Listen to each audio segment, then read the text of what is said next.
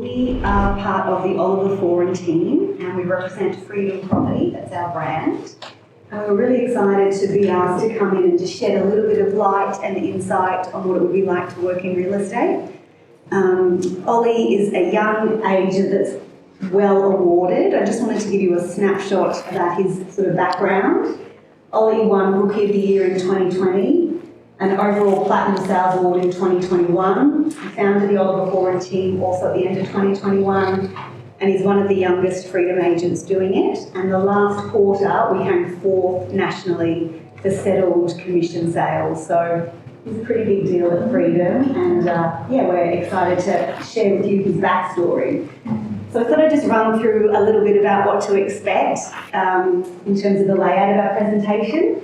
So we've got a clip to show you which will touch on Ollie's backstory, and then we'll hear from Oliver. We'll do a bit of Q&A, and then we want to do a bit of a goal-setting exercise with you guys, which is fun, and we'll finish with some questions. We'll keep it light and fun though. You'll enjoy it. So who actually knows what they want to do in life right now? You do? Come on, you can be confident with it. Does anyone have any idea at all? You do? You want to shout to the class? Yeah, nice. Yeah, cool. I've actually got a friend in that. Go for it. What I'm trying to say is, so I sat in a classroom like this 7 years ago with no idea what I wanted to do. No idea what would happen I'm 23, so 23 years of life. And honestly, I just started making it up on the way. But the whole point of today and this is we're going to try to set a goal, because what kept me going was a dream. So I always knew that I wanted to do something that could affect the lives of my family. And that dream for me changed a few times, and now it's real estate. And I don't know what it might be tomorrow, but I do love real estate. We'll get into that. But what I kept doing, it kept me honest and it kept me working towards something. So yeah, I went overseas for a year after I finished school because it was a gap year. I went to play football over there and really had no idea what I wanted to do when I got back. Then I got back, got into a trade, did a trade for a few years. Does anyone want to get into a trade here? I see a show of hands.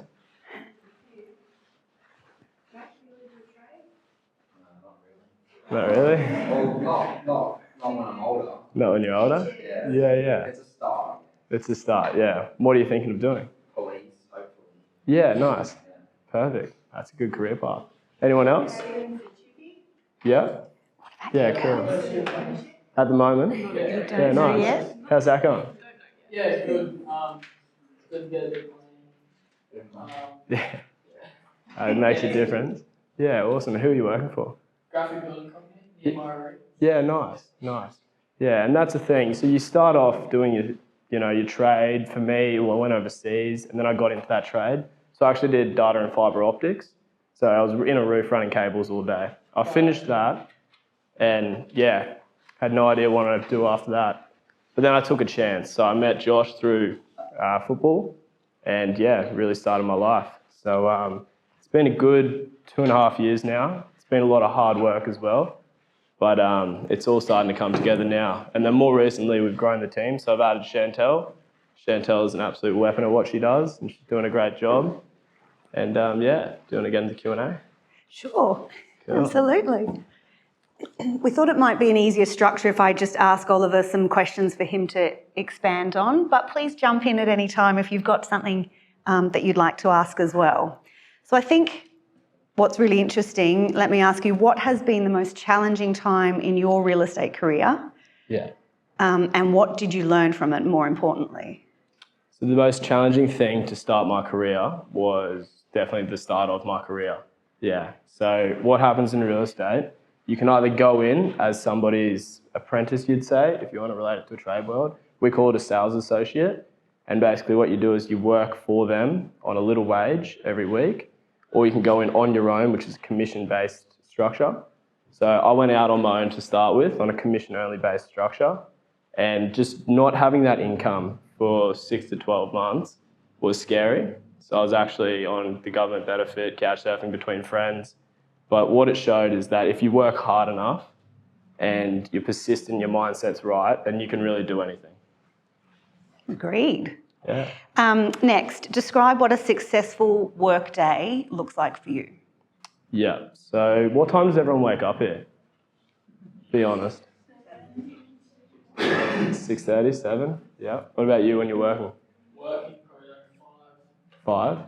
Yeah. See, I try to start my day before 6 every morning.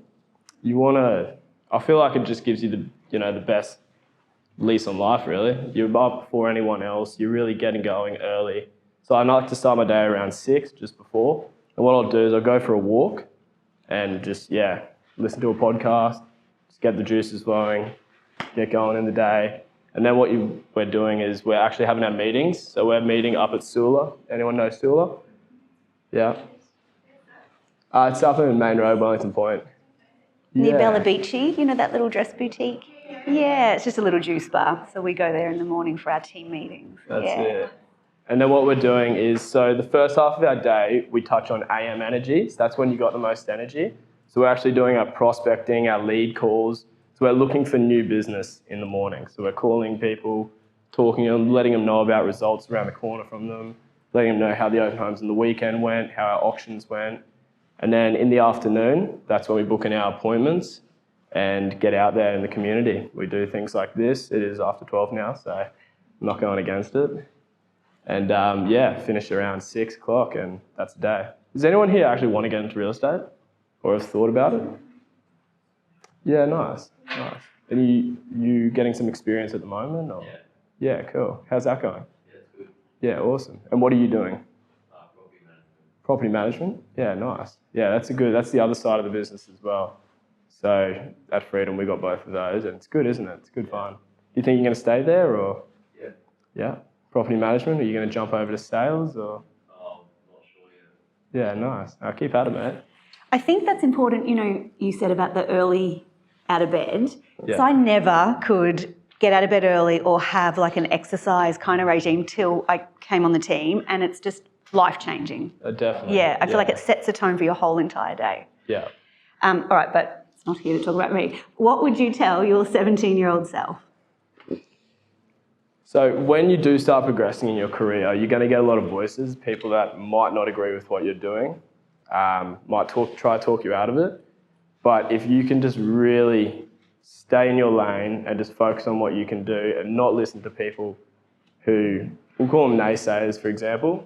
So people that aren't really motivating you and pushing you to that next level, just don't listen to them and really focus in on your lane. Yeah, some people just want you to play it safe, don't they? I feel like if you listen to them, you wouldn't be here. Yeah, and service as well. So the whole point of what we do is we want to serve our area. We want to help people change their lives, impact them from wanting to sell their house to getting a great result to buying a new property, because it is the biggest transaction of your life financially. So we want to give as much value and add everything we can to help them out. Last one from me. What is the number one thing you think that's changed your trajectory in the industry so far? Mindset, definitely. Yeah. So just having a mindset of how can I help people at all times, and that's for every industry as well. If you want to get to the top quickly, I believe it's all up here. It's all a mental thing. And how can you impact this person's life? How can you add value? And it just comes down to adding value. I think that's across all careers, whether you're a marine operator, a chippy, property manager, everything. How can we add value? So this next thing we're going to do is a bit of goal setting. Does anyone here goal set on their own? Does anyone here have goals? Don't worry, I didn't either till I joined the team. Tough crowd. Awesome. So everyone's got a piece of paper now? Yeah. Cool. So at the top, health and fitness. So how I do my goal setting and how I try keep myself honest about this is what I'll do is I'll go through this. I believe there's 8 sections to a life well lived, and that's your goals. You've got 8 goals and an action plan, because a goal without an action plan is just a dream. If you want to achieve it, then you're going to have to put in how you're going to achieve it. So the first one, health and fitness. Now, for me, my health and fitness, mine was waking up before the sun every day and going for a walk, because I believe, getting out there in the morning is so important. So my action plans, for example, was set my alarm before 6 a.m. So number 2 was to actually go do the walk, and number 3 was listen to a podcast. And so on, so on. So we'll go down through the 8 goals But I'm not going to ask what yours are because they're personal. What I do once I've filled mine out is I'd actually laminate it and I put it in my bathroom. So every morning when you're about to go to school and you're getting ready, you're seeing what you're wanting to achieve and it's keeping you honest. So I found this absolutely vital for, really leading your path in life. So the next one we're going to get into is actually financial, and this is something that you can do in your own time if you want. If you want to do it here, then go for it. But it's where do you want to be? I set my goals every 3 months. I think because you're still in school, I'd aim for every 12 months. So where do you want to be? How much? Does everyone here have a part-time job? Yeah. How many savings do you want to have in your account by the end of the year, for example? Or yeah? Yeah, how much do you need? Exactly, how much do you need before you go to schoolies? Is schoolies still the ghost, by the way? Oh, wow. I'm getting old. So the next one is career, and I guess that's why we're all here today. So what are you wanting to do? This one can be a bit more long-term as well. So this one can be over the next few years or in the 12 months, whatever you want it to be. But let's get into the career and some action plans. So once you've done career, personal relationships. So for me, that was the relationship with my family and how I can improve that, whether it's going out to dinner with your mum once a week or taking your little brother to soccer or whatever it may be. And I feel like this one is important for your mental health. You got to stay good. It can be, yeah. Yeah, that could be your relationship with yourself. Yeah, definitely.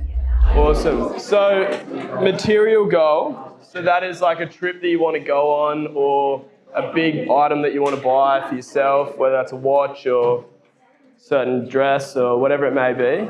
For me, it's a trip to Europe next year. Yeah. So every agency does this differently.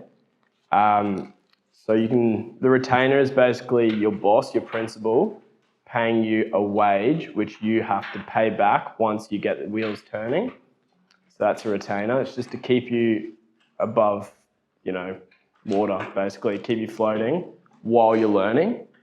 You can choose to do that. You can choose to get straight into the commission-based sales, or if you work in a team, you can get a wage with some performance incentives, and there's a few different ways to get into it, definitely.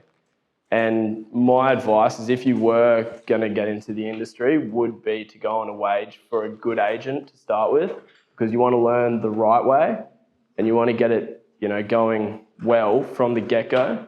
And everything you learn at the start, you're normally going to carry through your career. So make sure you pair yourself up with someone who is successful, really, and is hitting. Yeah, agreed. Yeah. You talked about, I think you said a guy called Josh that you knew from Bulldogs. Yeah. I want to know how important it is to actually have those connections and also to if you have mentors or now that you actually work with now. Yeah, definitely. Great question. So that's a fantastic question. So it is very important to have these mentors. So Josh is still one of my mentors, definitely. I've got a mindset coach as well. So his name's Nick Stewart. So I work with him. And your mentors do change, I guess, throughout your career. But you always want to be looking forwards. You always want to be looking up to somebody who's done what you want to do and getting advice from them. So recently, a few agents in Bulimba I've reached out to, and they've given me some of their time. So I've sat down with them for half an hour, and then you buy them a present to say thank you afterwards. But knowledge is not owned, it's shared. So you can go up to anybody really, anyone that's, a good person, and ask for some advice, and they're going to give it to you. And if they don't, then I guess that's not the advice you want anyway. So even if you don't know someone in the industry, but you are wanting, and this works for all industries, and you are wanting to get into it, find somebody, Google search marine operators in Brisbane or whatever it may be, give them a call and just ask for 5 minutes of their time. Yeah. I feel like that's a really nice lead in to the other idea in terms of the goals that you wanted to offer the students. Yeah, as well. So I've got people keeping me accountable of my goals. I did the same thing as you. I look at it every day. If you want me to keep you accountable, which I will, my email is on this business card here. And what you can do is you can email your name and your goals through to me, and I'll touch base every 6 months and see how you're going towards them. And yeah, keep you accountable, because I've got somebody keeping me accountable, and it's made a world of a difference. So yeah.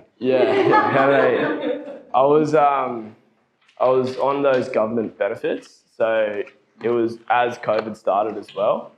I didn't really have a plan B, so it was this or nothing.